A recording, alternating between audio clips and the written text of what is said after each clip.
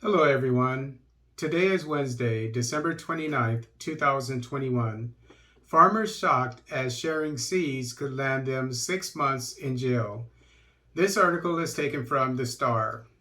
You may be fined 20,000 shilling or $167 or face a jail term of 6 months or both if found guilty of selling uncertified seeds. This is according to the Revised Seeds and Plant Varieties Act of 2012, Part 2, parentheses 8, on restrictions on sales of seeds of unindexed plant varieties. The Kenyan Seed and Plant Varieties Act discourages farmers from selling or sharing seeds, but in Tanzania and Uganda, a farmer is free to sell or share seeds. The act says that if found guilty, one risks a jail term of 6 months or a fine of 20,000 shillings, $167, or both. Alice Wanjiru, a farmer from Kirima in Gichugu Sub-County, Kirinyaga County, says she is not aware of such a law in Kenya, but it is in the African culture to share seeds with neighbors. Once I harvest my potatoes or beans, I always save some for planting, and it is our African culture to share seeds with our neighbors, especially when you get a bumper harvest. I am not aware of any law that says contrary to this. It doesn't make sense for me to buy seeds every time I want to plant yet. I can save the surplus I harvest and use them to plant or even borrow from my neighbor, she said. Daniel Maingi, a scientist with the Kenya Food Rights Alliance, said, under the Union for the Protection of New Plant Variety UPOV law that Kenya has domesticated, farmers should not share, replant, exchange, or sell seeds without permission or without paying royalties. He spoke at a capacity building workshop for the media, policymakers, academia, and scientists on promoting a seed policy framework that fosters food sovereignty in Kenya. The workshop was organized by the African Biodiversity Network, ABN, and Biodiversity and Biosafety Association of Kenya, BIBA. Maingi said that Kenya signed the law to be able to sell flowers and other agricultural products to the EU, but it is now coming back to bite the smallholder farmer. Get the EU out of your business, Kenya. Selling flowers to a foreign country, you should be using that land to grow crops, to feed your people. This is because if you buy seeds from any of the corporations, the law says that you not only have to pay a hefty sum, but you will be stopped from replanting or saving on that seed. The UPOV law that Kenya has domesticated curtails the smallholder farmer by taking away his or her right to do whatever they want as allowed by the Constitution of Kenya, he said. Maingi called on policymakers to address this and work out a situation like in Malaysia, where farmers are protected by the industry and there is no law that is taking advantage of the other. Daniel Wanjama, CEO of Seed Savers Network, said there is a need to recognize the farmer-managed seed system just like the commercialized seed system. This will avoid criminalizing the practice of farmers saving and sharing the seeds they have. Kenya is seed and secure, and 95% of the vegetable seeds being used in the country is imported.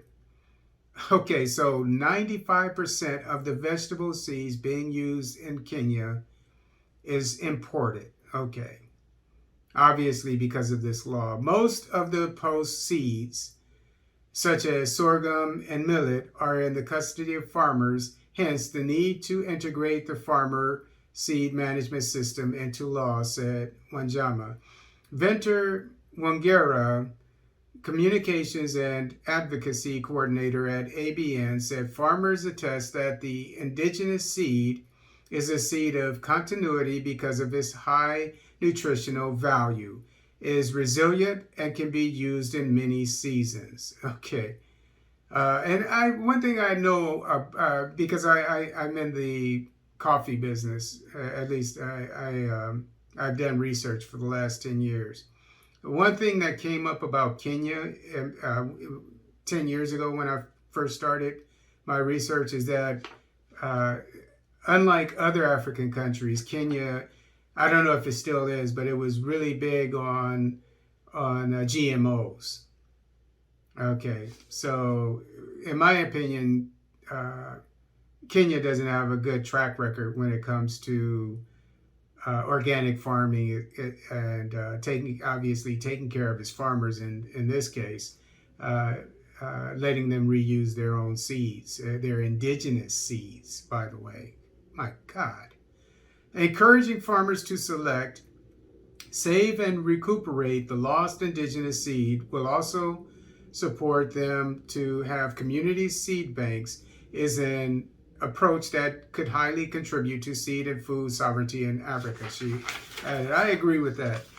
I think perhaps it needs to be upgraded because you can't just, I'm not an expert on seeds, but maybe you can't just have people just trading seeds willy-nilly, even though I think it's harmless because they're indigenous. But in this day and age, everything has to be done scientifically when it comes to farming, agriculture.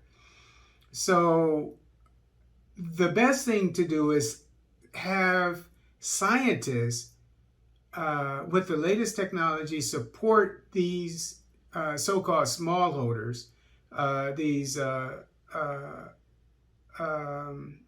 small-scale farmers who can't afford a $167 fine. I'm sure that's about how much they make in a year sometimes. Support them by having seed shops, with the support of the government, financed by the government, because they're doing one of the best works of the whole country, providing food. So they should be subsidized, at least in this case with seeds. Seeds should be free for them. And it would be okay for the government to have an agency that checks the seeds to make sure that they're safe and issue them out, have this area, a store or whatever, a storehouse or whatever, where farmers can go and get them for free, and even have them delivered to them if need be, because a lot of them, I'm sure, are in remote areas. Have the system where they can call them. I think most farmers nowadays have cell phones, smartphones, etc. But they need to be supported, and the seeds need to be as indigenous as possible, as far as I know, unless the agriculture industry knows something I don't know. But it seems that the indigenous seeds would be best, and this agency will be able to see which seeds are most productive, etc. And let have all the data available for the farmers. And of course, they can say where they came from, because that's all a part of it. They would have to have a tracking system. So if, say, Bobby had a farm and Jenny had a farm next to it, maybe Jenny said that she had a really productive yield, and then that seed should be available, and they can Bobby could ask for that seed by name. So I don't think that culture and science cannot live side by side in this case.